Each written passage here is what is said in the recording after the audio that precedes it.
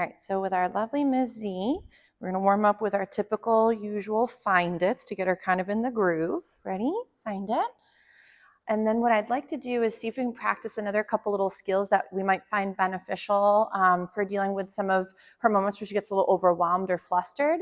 So I know we've discussed like movement behaviors, so which could be like find its, for example, and you can also do larger find its. So I know you guys know this from class, where you take a little handful, let's say there's something off in the distance that could be a little overwhelming for her.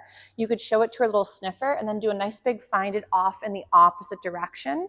The benefit to that is now when your babe is scatter feeding or searching for crumbs, be it on the floor or outside on the grass, is she can't be doing both things. So she can't be scanning the horizon and also barking or lunging if she's busy finding crumbs that are on the ground.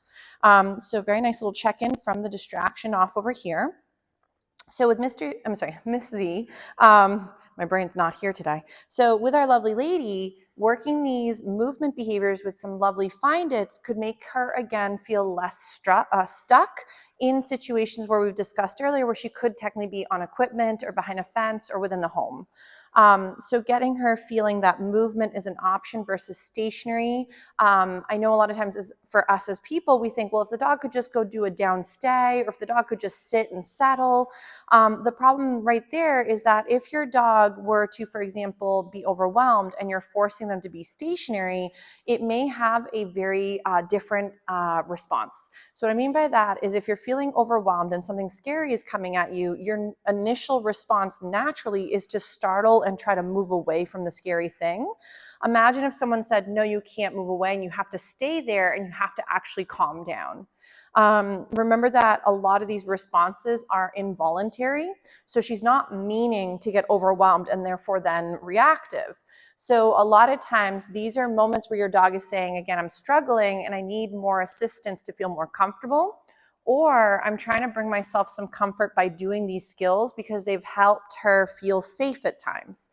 So again, we're just doing some lovely find its and we're going to work a few other skills. So with my lovely Ms. Z, she's picking up all the lovely crumbs. So what I want to practice is a little bit with our loose leash walking. So I know she has no equipment on right now, but then we're going to go from some loose leash walking into, like, let's say, for example, a U-turn. So with a U-turn, you'd want to have a couple snacks in your hand, get your puppy's attention, and then turn and go the opposite direction that you were once going in. So the benefit of, again, creating these U-turns is, let's say you see something up ahead and you want to go ahead and move away from it, getting your puppy to be able to all of a sudden target your hand and move around your leg and then move out of range can be very helpful. Remember too that we don't want to work these skills in the moment, but before we need them. Nice job. So if Ms. Z, the only time she ends up doing a U-turn or find it or some of these other skills is in the presence of triggers or things that get her way too excited, then Ms. Z is going to start to pair these skills with here comes the bad. So things to always remind yourselves is about 80 to, let's say, 90% of your practice could be with no actual distraction or trigger, but it could also be with each other. So if, let's say, the people in the home are very comfortable for her, then you could practice, let's say one of you guys enters the environment from the kitchen to living room, and you try to work these U-turns or different behaviors and see how they do. Nice job, cuteness. So again, with Ms. Z, we'd kind of get her attention. We would go into a lovely turn, and we'd feed for that little response. You'll see that right now I am luring her in through most of these behaviors. As your puppy gets more fluid, you again fade out the lure. So I know we've discussed this in the past, is think about the food right now as being, and again, I don't love the wordage, but it's helpful for us as people, is think of your food as your bribe. So you're giving the person, let's say, for example, someone's coming to do some yard work and you bribe them, for example, with, let's say, a lollipop to do the work. So they get the lolly first and then they go do their thing. Instead, we want to go from being the bribe to the paycheck. So when they're finished doing the yard work, then they get their lolly. So it could be one of those situations, same thing with her, is if the food is always presented first and we don't ever change that setup, she's going to think that the full sentence is food presented first, then create the behavior, and then get the reinforcement. So, but we want her to start thinking that when we eventually get something more well-rounded is to, let's say we get the behavior like a sit, and then we'd go yes and feed after the fact.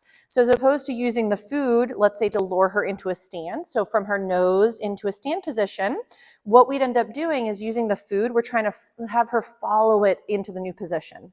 So if she's a little bit unsure about the stand, there we go, I'm just gonna try it again and feed for that.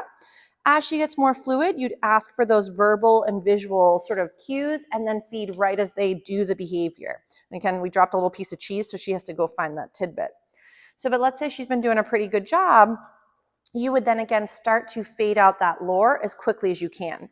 So some of my other favorites for sometimes sensitive dogs or overeager dogs is to get your babes to practice some of these different skills. I know some of them were on the packet from the Reactive / Fearful Dog program.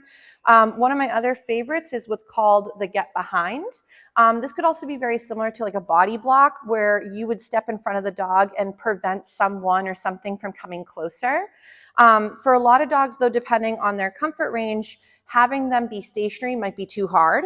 So remember, this would be something you might want to practice where she's feeling more comfortable, and maybe it's a neighbor off in the distance and you practice getting her behind you.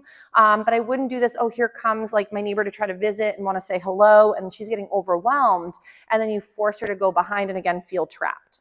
So with the get behind, I normally recommend have a couple snacks on you. You're going to go ahead and just going to warm her up by bringing her over to the side so we have plenty of space to kind of work it. So I'm going to turn her around with a little U-turn, feed her for that turn. So now I'd have my puppy next to me, and let's say there's something coming up ahead. I'm going to lure her behind my back, see if I can get her into a little sitting position, and she does not have to be sitting, but I'm going to feed her several snacks, and then I could say to the person, oh, no, thanks, we're not interested, or she's a little overwhelmed, but thank you anyway. And then you can kind of get your puppy to stay behind your back, and you could be the buffer in front of the babe saying no thank you. If this was too hard to be stationary, like Ms. Z went into a little sit, you could go into, like, let's say we're going to do a get behind, and then you could go right into a scatter feed. So let's say, for example, being stationary is too hard, you could still be a buffer, stop the person or say no thanks, and then feed your puppy throughout this moment where you're, again, creating a buffer, and then make it where this raining of food is beneficial to kind of keep her in this back burner. If you have a shorter dog, so obviously not everybody's as tall as Ms. Z. If you've got a shorter babe, having them go behind you and trying to feed them from behind might be a little bit of like a limbo situation. So if you're finding that reaching back is very hard, like let's say for Max, for example, who's a shorter gentleman, we may find what can be helpful is get your puppy next to you or around you, get them to do a sit or sort of do a scatter feed, and then step in front of them and say no thanks or we're not interested. So if let's say, again, Max is being a shorter guy than Ms. Z, going in again, feeding from behind would be a bit of a reach. So again, you could go ahead, get the puppy's attention, say get behind, and then she's like, hold on, I'm still chewing a snack that got stuck in her jowls. And you can even do this stationary. So, standing while she's stationary versus always having to go into a sit. So I think we tend to overuse sits, and a lot of times sitting can then be the bringer of scary or overwhelming and being forced into a situation. So make sure that if, let's say, she prefers to do this standing, she can go and we can do a get behind and have her be stationary. And of course, she's offering a beautiful sit, so I'm going to go ahead and feed for that. Nice. So right now, again, I'm just feeding her while she's behind my body. Good job, cuteness. So these can be some nice options. We're going to also work a little bit, oh my gosh, chewing.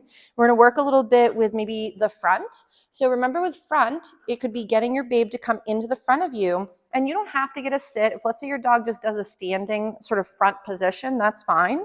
Remember that we're just using these as new dance moves to get mastered, so that way when things get harder, she has something she can do instead of the original behavior.